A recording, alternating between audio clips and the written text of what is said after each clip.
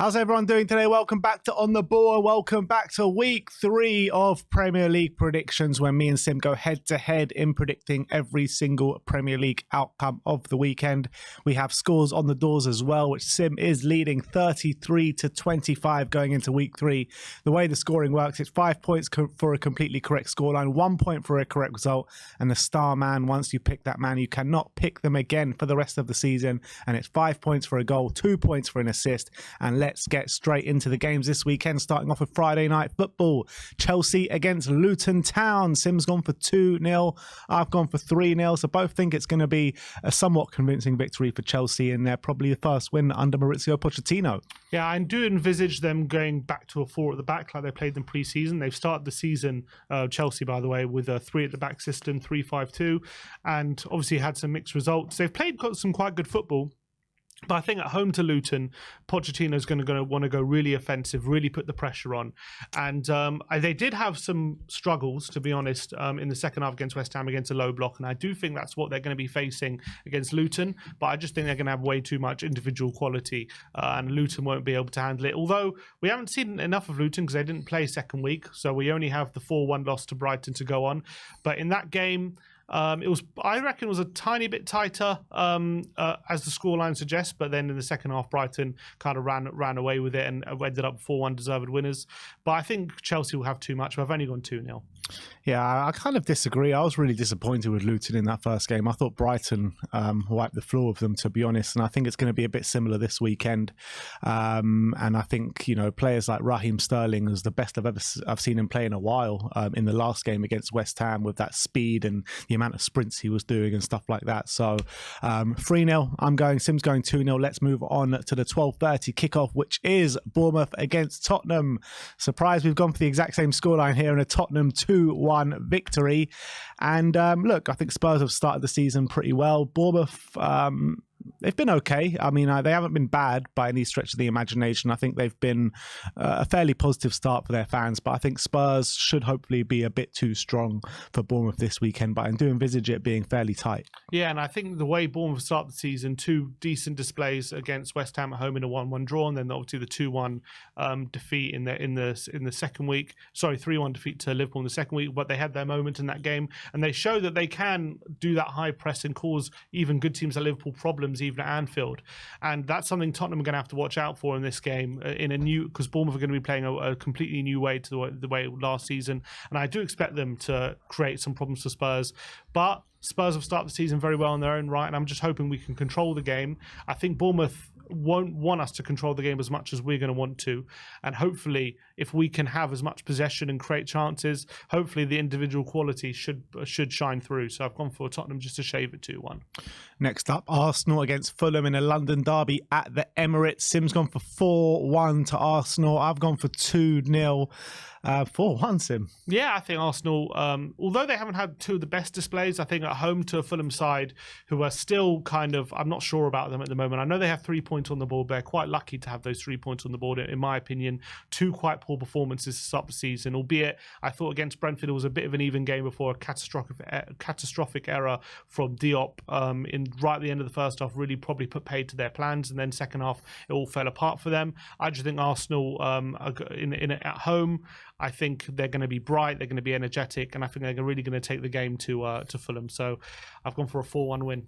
Yeah, in terms of Arsenal, the way they've started the season kind of maybe not as you would expected it in front of goal and how many chances they're creating, but they are kind of dominating games and they're controlling games without really threatening as much as maybe we've seen them threaten last season. I think they're just feeling their way into season with the new signings like Declan Rice and Kai Havertz.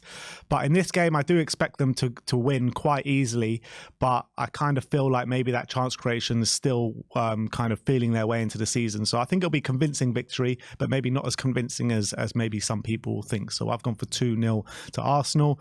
Next up is another London derby, Brentford against Crystal Palace. I've gone for 2-1 to Brentford. I actually had 1-1 written down first, but I changed it to 2-1. The last 2 games between these teams have finished in 1-1. But I just feel like Brentford have started the season a bit better than Crystal Palace, with Crystal Palace missing out of Olise and Zaha's gone as well. I do see them struggling for goals, and I think Brentford with the likes of Wissa and Mbeumo have started the season really well, so I can see at home, Brentford taking the 3 points here. Yeah, it's going to be interesting to see who kind of dominates possession in this game because both teams like to play more transitionally. So I do think that Brentford maybe won't get the space that they have had in the first 2 games of the season. So I do expect them to struggle a bit more to maybe create the level of chances. Palace have had 2 fairly okay displays, a 1-0 win and a 1-0 loss. They've had a decent start to the season. I think they're going to make things really difficult for Brentford, in my opinion. But I couldn't split it, so I've gone for a 1-1 draw. Next up, Everton against Wolves, and probably going to be the dullest game of the weekend. Sim's gone for 0-0. I've gone for 1-0 to Everton because of on the back of that last game Everton played, they got absolutely destroyed. They capitulated against Aston Villa, and I feel like Sean Dyche will be working with them tooth and nail to turn that around this weekend. I think it's going to be a dull game, but I think Everton are just going to edge it 1-0. Yeah, I've gone for 0-0. I think both teams are really struggling to score goals at the moment. I don't think have either team scored so far. I think maybe Wolves got 1 goal in the 4-1 defeat to Brighton. Everton lost 1-0 at home to Fulham. Which was a very good display, to be fair. They were very unlucky, and then they lost 4-0 to Villa.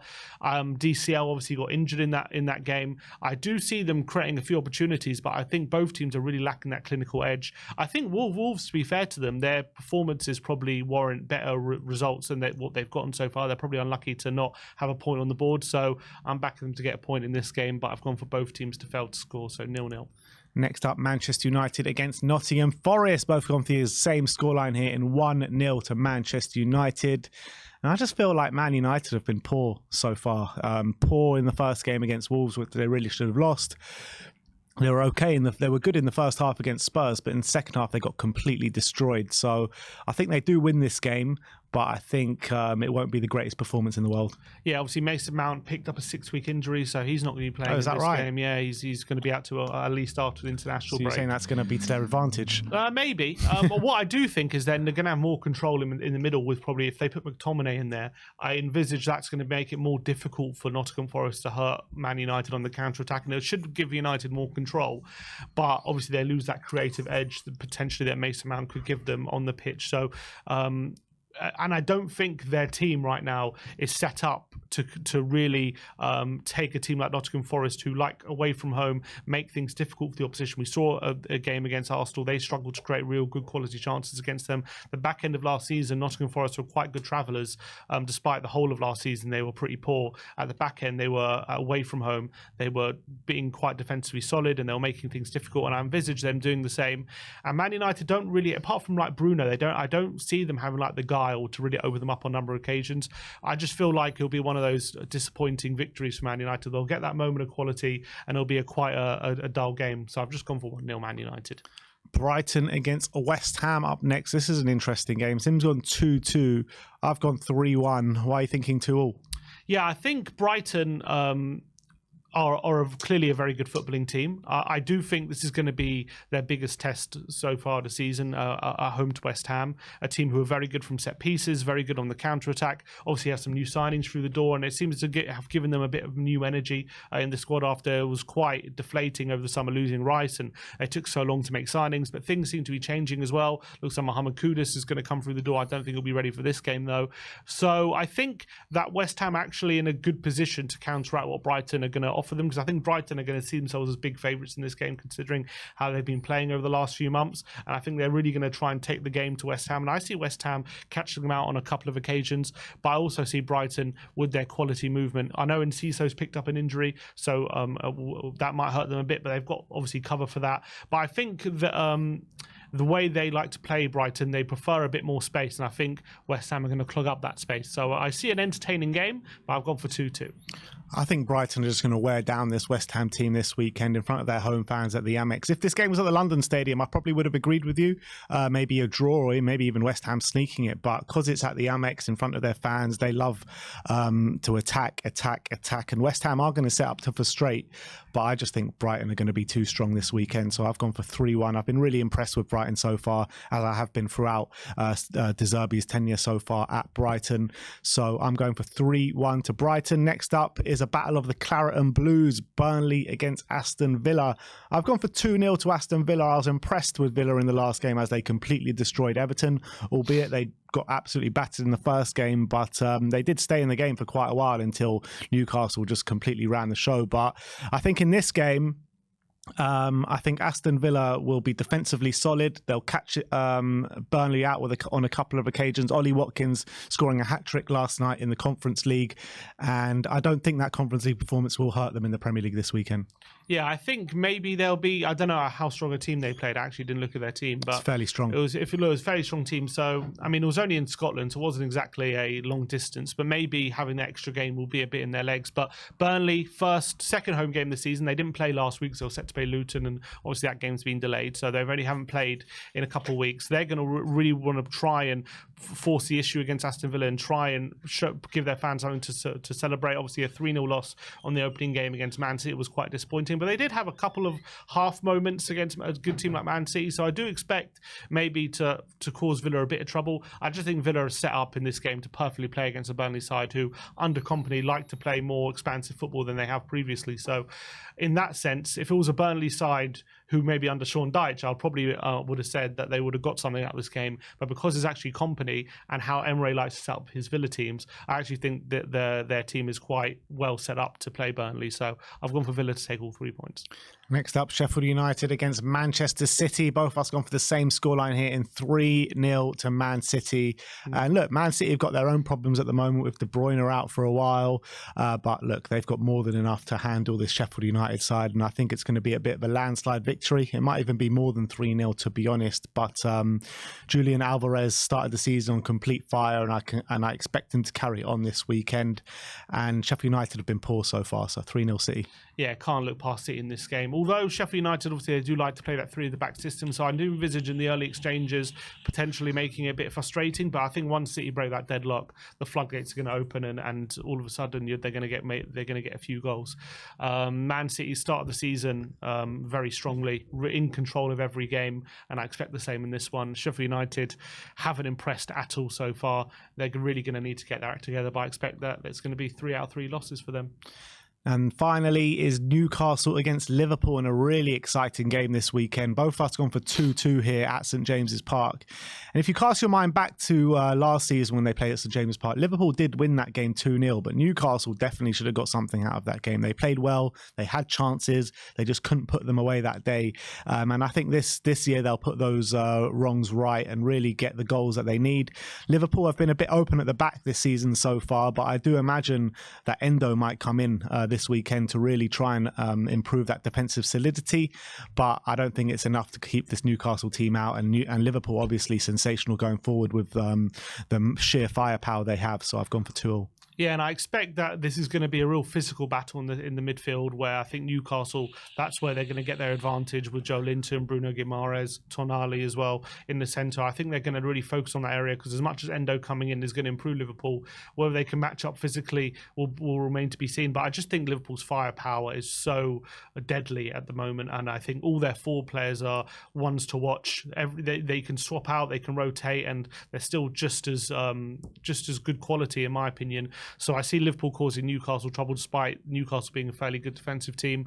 But I think Newcastle are quite good when they're playing against the bigger teams as well. They know how to be defensively solid, and they can really good at counter-attacks. I don't expect them to control the game. I think Liverpool are going to do that, but I do expect Newcastle to give as good as they get when it comes to creating chances, especially the likes of Isak, potentially Barnes or Gordon on the wing as well. So I've gone for a 2-2 draw in an entertaining game.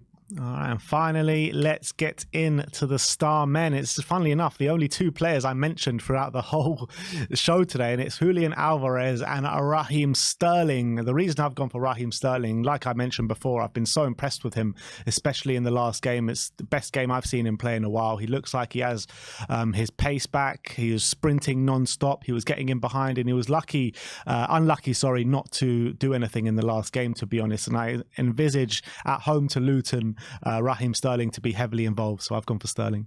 Yeah, I've gone Julian Alvarez. Obviously, he started the season playing both games. He scored a great goal against Newcastle. I thought he got a couple of assists as well against Burnley. And I think he's playing really well at the start of the season. I expect him, maybe if a lot of the focus on Haaland, maybe he can go under the radar and nip him with a goal or 2 against a poor Sheffield United team. So I expect him to be heavily involved. So I've gone for Julian Alvarez.